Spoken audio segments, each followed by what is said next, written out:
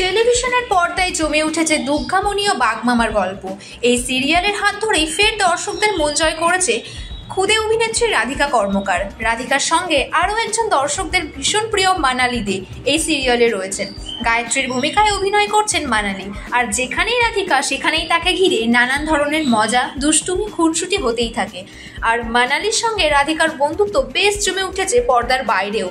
শুটিংয়ের ফাঁকে তাদের একসঙ্গে মজা করতেও দেখা যায়। আর এবার দেখা গেল ছোট্ট দুর্গামণিকে স্ক্রিপ্ট মুখস্থ করাচ্ছেন মানালি।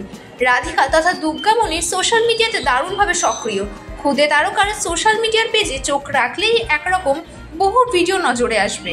সম্প্রতি রাধিকা ও মানালিদের ইনস্টাগ্রাম পেজেই দেখা গেল ছোট্ট দুর্গামণিকে চিত্রনাট্য মুখস্থ করাচ্ছেন মানালি। ভিডিওতে দেখা গিয়েছে দুজনেই কালো রঙের টপ আর ডেনিম পরেছেন।